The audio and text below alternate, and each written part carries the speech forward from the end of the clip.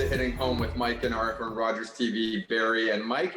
Times, they are changing. And, we thought we got into a groove in sort of life 2.0. And I'm glad to be having this show with you, Mike. I'm glad that you've got your finger on the pulse of the real estate market, because not long ago we had a planner in here who we leaned on to try and get a sense of what life was going to look like going forward, and how was our new reality going to force the development community and municipal planners to change. And we got some really good advice, some sage advice, but you're here to actually throw another little twist into that, and let's talk about that.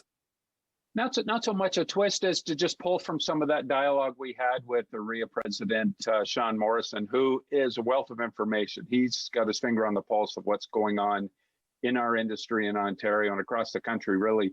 And I was listening to him on another podcast recently, and he was talking with Nick Nanos Reed, he's the numbers man for Canada.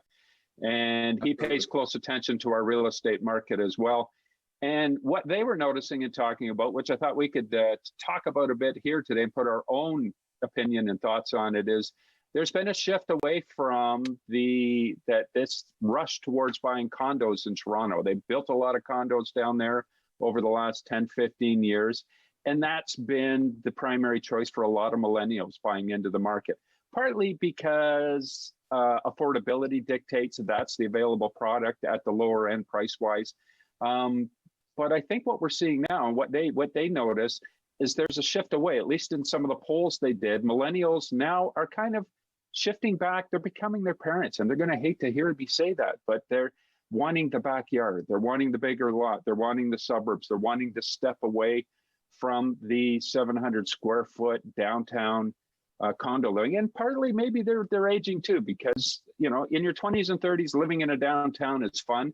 But you hit into your late 30s and 40s and families starting that, you want that neighborhood, you want community, you want that backyard and be able to entertain friends and neighbors. I'm going to poke at that just a little bit with a smile. I mean this with so much love and respect. It goes back to the age-old thing that says, be careful what you wish for. And we did see a trend for a while where you're absolutely right. The millennials, and that's not, some people have used millennials as a derogatory term. It's just like anything else. No, it's not. It's the largest segment of our population. It's bigger than the boomer demographic ever was. So it's important. But we did that the millennials challenged the norm, challenged tradition, challenged age-old norm, and said, they redefined it for sure. Exactly. I don't need a big house with a whole bunch of rooms that I'm going to vacuum my way out of and never use, or put plastic on the furniture. I don't need a car, and I don't need an SUV, and I don't even need a driver's license. There are so many millennials, certainly who live in the core, who are quite satisfied, happy to not pay $5,000, $6,000, $7,000 a year in auto insurance. They'll rent the car when they need it, the Zip car or the car sharing programs, Uber, etc. And they're quite happy to live in their small space where they lay their head, or maybe do some work, or maybe have some personal time, but then use the community around them for the gym, the shared space in the condominium, or whatever it may be. Now, like I said, I was only meaning that with a smile on my face about poking, but we are now living in a new reality. We're now living in an era where even that convention has received a challenge. And we've been forced to redefine where we're working, how we're working. I can't, I have to wear my mask in my elevator in my own condominium or my own apartment building. Use my shared accommodations or my shared spaces. And so now I'm wondering if they're thinking, well, wait a second, maybe that pendulum swung a little bit too far. Maybe I do want a little bit around certainly when health is a concern, you become very much aware of that congestion of living, where you may not have pre-pandemic been paying much attention to it. But I think there's always been a certain segment of the population who gravitates towards downtown living, like the television show Seinfeld, downtown New York. There's people who will do that.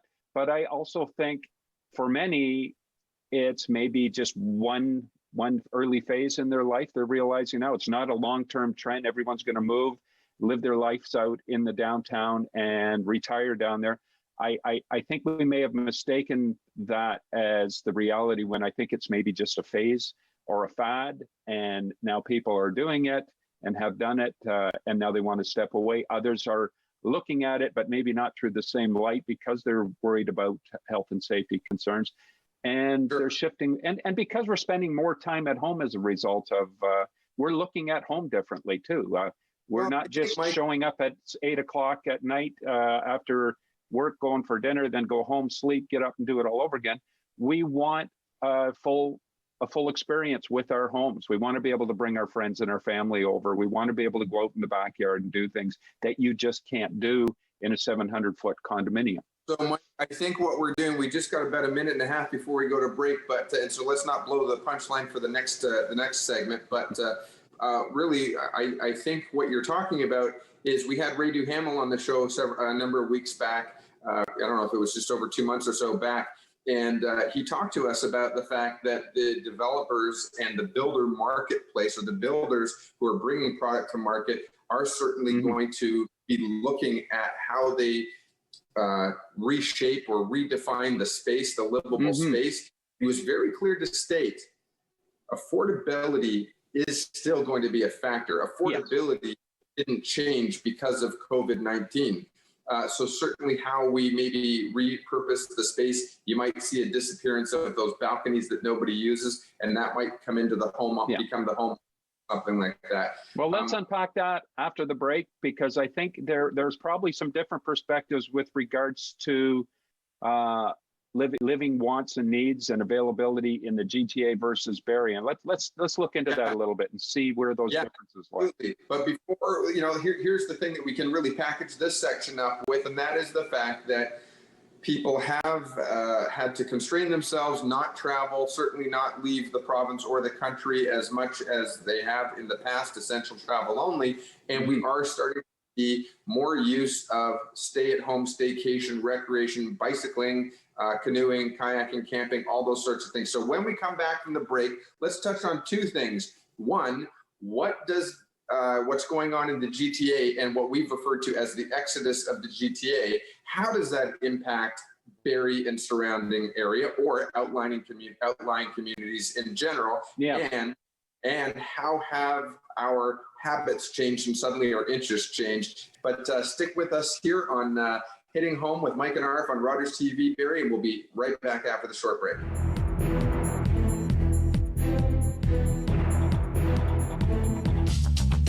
This program is brought to you by Ignite TV. Now you're in command. Visit Rogers.com for more details.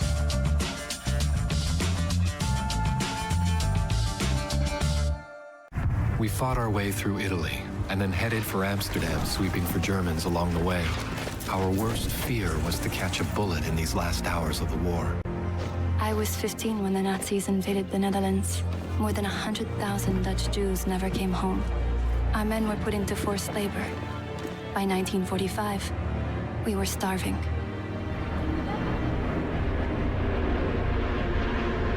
The food drops gave us hope. And then the Canadians came. Before Amsterdam, I couldn't have explained why we were there, all those years away from home. But the Dutch showed us why it mattered. Papa wanted me to bring some soldiers home to thank them personally. And that's when I first saw Wilf. And I invited him over that afternoon. Marguerite Blaise married Lieutenant Wilf Gildersleeve. They moved to Vancouver, where they raised 8 children. Today, the Dutch still remember the Canadians who liberated them.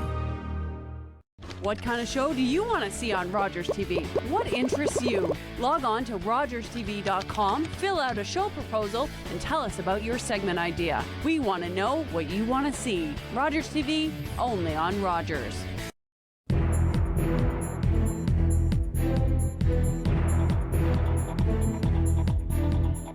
Welcome back to Hitting Home with Mike and Arif on Rogers TV Barrie. Mike, we're into an interesting conversation because you know, we're all Ontarians, we're all Canadians, we all have family values and priorities, et cetera, but we're not all living the same lives.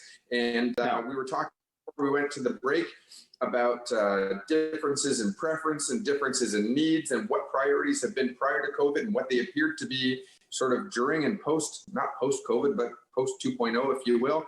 And let's get into that, Mike, because it's plain and simple. There are different markets and there are different needs and products available in the marketplace. Yeah, and different ideals on what, to meet those priorities. And we were talking about millennials, how they sort of were game changers and instrumental in forcing the development community to think differently, and also the municipalities to think differently about how they proceed with urban planning. So here we are again, a couple of short years, if you will, into that shift, and we're being forced to shift again.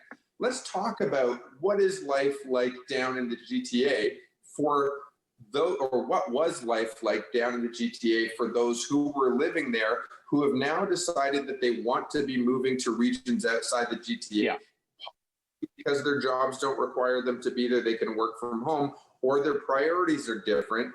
But what can they also when they move outside the GTA? The first thing that came to mind for me was, as much as I respect and love the idea that they were living in condos, but really embracing the community all around, they were able to go to the main floor or the basement and hop on, walk down the path and hop on the mass transit. We don't have that anywhere outside the GTA. Well, you're going to get a little snow or a little water on you at some point if you're a commuter from your condo in Barrie versus downtown Toronto. Yeah, you don't have that. So explore that. Well, there's two sets of GTA buyers coming to Barrie. There's those first-time buyers who are, as Sean Morrison, and I love this quote from him, was, you drive till you qualify. And you've got those buyers who are coming there. They want that detached house, but they're not going to afford it in the GTA because the reality is most of it is over $1 million. It's a lot of money to put out for your first starter home when you're in your 20s or 30s. Then there's those downsizers. There's the people who raised their family in their house in Etobicoke or Scarborough. They bought in for 200 or less back in the 70s or 80s. Now they're sitting on a gold mine. They've got $1 million plus home. They don't need all the space. They're selling. They're coming up here. They're finding themselves can move into a nice little bungalow and maybe with some leftover cash do some traveling. You've got a lot of them coming up here. And then you've just got others who are in those condos that have bought over the last 10, 15 years in Toronto, who sat at home for 3 months, staring into the abyss in their 700 square foot room and went, okay, remember that house we were thinking of buying 5, 10 years down the road? Let's do it right now. Let's get out of here. And they're coming up here. But what's interesting is a lot of the developers in Barrie are putting together plans. We have a lot of projects that are slated and ready to go, and they're multi-residential. Now, I think they'll fill those places. They will get, because I think if nothing else, a lot of investors are going to buy those and they will become rental product, a lot of those units. But it won't be the GTA exodus coming in to move into our smaller condo units. They will be, again, coming here for the detached homes.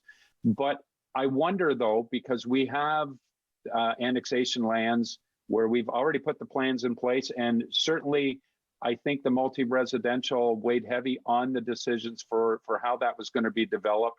I wonder if we could jump into the time machine with what we know now, if the city planners, and you were part of that process there, would be maybe looking at it through a different lens, wondering maybe we need more detached versus the multi-residential in those properties. And then Innisfil as well has this Orbit project, which we've talked about on the show. We had Lynn Dolan on the show, Mayor of Innisfil. We talked about this. That's predominantly multi-residential as well. Are some of these projects maybe, I don't want to say short-sighted, but the sites they had were for a different time pre-pandemic? Right. So let's get into some of that. I think you raise a lot of really relevant points, Mike. And first and foremost, I think one of the things that we have to look at is that pre-February, March, the development community was building a certain amount of inventory, and the city was also releasing land and approvals based on a predetermined phasing that took into account what the natural growth of the area might be, including natural growth from within the community of people who are already living here and growing, whether that's seniors aging in place or whether that's young people finishing with their higher education or getting right back into the workforce and starting a family. And then you also had to factor for some migration, either immigration into the country or interprovincial, or literally from the GTA migrating into the area here. And there was a certain amount of inventory that was planned for, built, along with infrastructure, et cetera. Now suddenly that's been turned on its head, because as we, even if our region here gets 1% of the migration that's leaving the GTA, that appears to be leaving the GTA, that really throws a wrench in the numbers here from a planning perspective for a couple of reasons. One, who's going to be absorbing the new builds, and does that create a bit of a bidding war, a price war, when it's not just the locals who are buying up the inventory? But if you factor also that we've got people who might be selling there, as you said, the home that they bought for $200,000, but the gold mine that they land on, that they found themselves sitting on, that they sell for $1.2 million, and they're buying a $600,000 home here. That $600,000 home here is actually inching up the average. The average home was around $450,000 to $475,000 in Barrie. Now you've got some competition. That's going to actually increase. And that will continue. Yeah, it's not local buyers who are setting the prices in the market. It's the outside influence, and that's going to continue. Right. Something else if I may, are you finished? Just before we go to break, Mike, though, just before we go to break, let's finish that thought. And the other thing that's going to play a factor is that rental inventory, right? So whereas you would have had people naturally buying versus renting, now you've got people leaving the GTA, leaving their rentals where they were paying $3,000, $3,500 a month, being able to purchase for less in our region. So they're going to buy up that inventory. I want you to hold that thought, Mike, because we are going to go to break, and then I'm going to let you come in fresh and lead the way. But stick with us here on Hitting Home with Mike and Arif on Rogers TV, Barrie, and we'll be right back after the short break.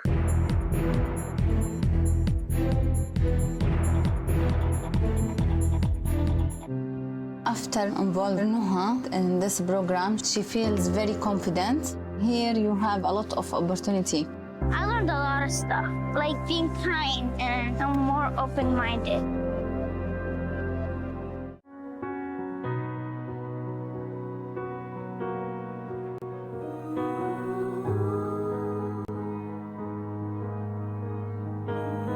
If you only knew what I'm going through, I just can't smile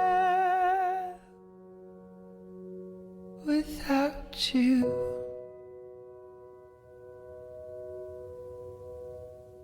Honey, I hope you haven't started dinner yet. I gotta meet a client out for a drink. Don't wait up.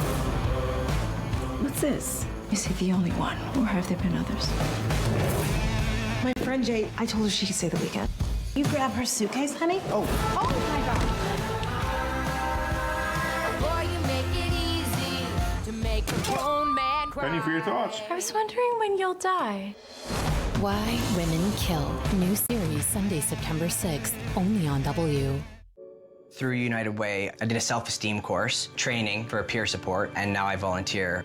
It's a lesson that comes from the nature of doing work with the United Way that gives me a new lease on my life.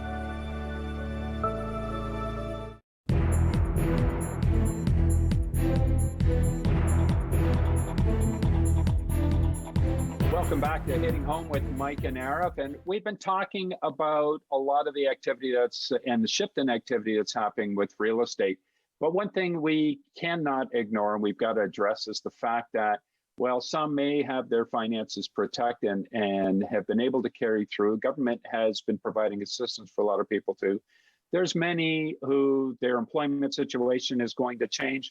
Excuse me, many business owners who are going to find themselves, maybe they've been just using up their savings to keep going up until now. But if the pandemic continues, or if for another 3, 6 months or longer, or if we get a second wave, especially, I think we're probably, a lot of the businesses that have survived till now, the next 6 months is going to be a different story.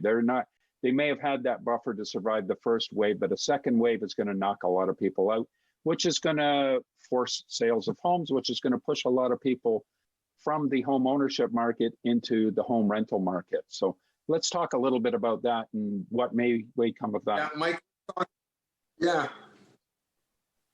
Yeah, I think, I mean, we talked about that probably pushing 6 months ago, almost now. And the fact of the matter is that I think it was fair game to say that if your business wasn't prepared to weather a storm of 30 to 90 days, this wasn't COVID's. It was to some degree a lack of planning, or maybe playing a little bit of gambling of next week I'll start saving, next week I'll start putting in reserves. Well, it's a reality. Blame aside, it's a reality.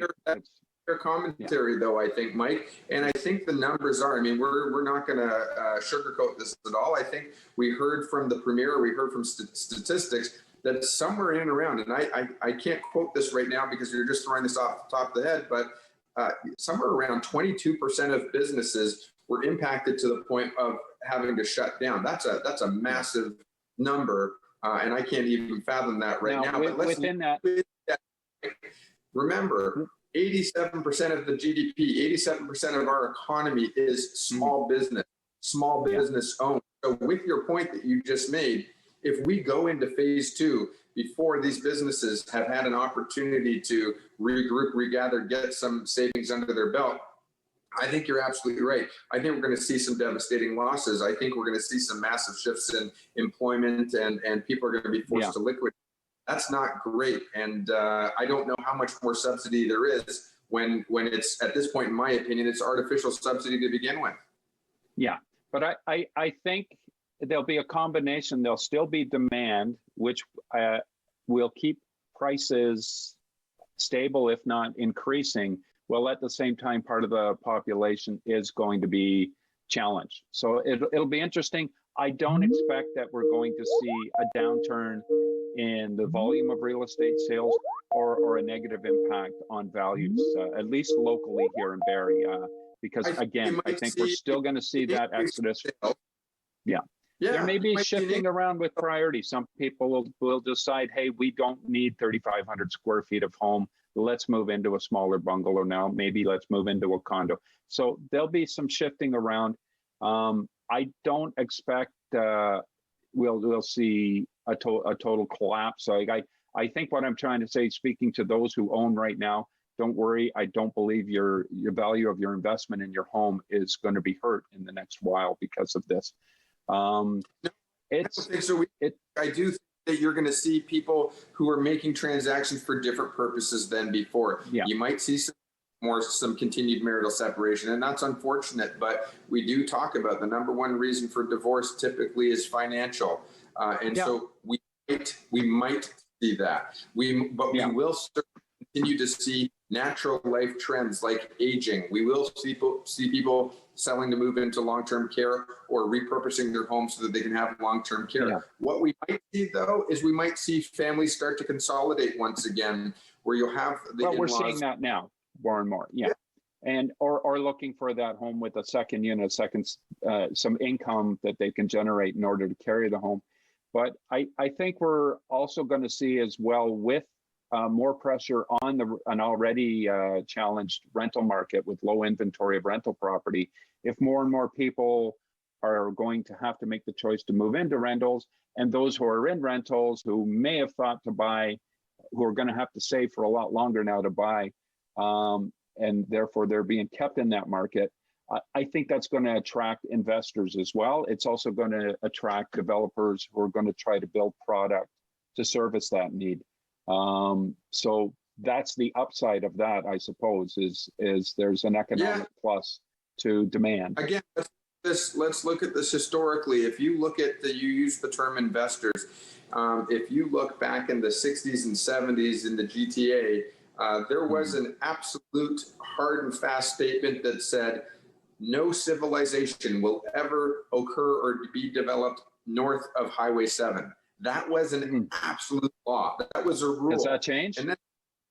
And then there were those outliers, predominantly the Italian community. And if you look at who the greater landholders are today, and they said, great, I don't have any money. I came to this country with literally the shirt on my back, and I worked in manual labor, and I earned $1 an hour or $1 a day, depending on which axe or hammer they were swinging, et cetera. And they didn't know to put any money into the stock market. They didn't have money to put in the stock market, but they pulled their money together and they bought land for pennies on the dollar. Farmland in Woodbridge, which for pennies on the dollar at the time. And they yes. sat for 30 years. And it may be that they were deceased long before that dream was realized, but generationally their family benefit from it. Well, where are we today? You talk about investors, and that may be where we are today, that there might be some people who are sitting on some cash or some ability to find leverage where they will start stockpiling or creating inventory because they believe that we will go through a cycle and we will come out of this scenario when the vaccine occurs. But I think the wrap up on this show, because we're about 30 seconds out, Mike, I think is the fact that if we do go into a second wave, whether that's from a housing stock perspective or an economic perspective on terms of future planning, I think that businesses who are businesses who are existing today need to look at how we can pivot, how we can adapt, how we can predict what tomorrow's consumer is going to need. And even though we never did it yesterday, how can we shift out of our comfort zone and prepare to still be a viable business tomorrow? And all of us do what we can, or just a public service announcement, do what we can to support those local businesses and industries where and when we can, for sure. Heading home with Mike and Arf. Enjoyed being here with you. We'll see you next time on Rogers TV Barrie. Take care.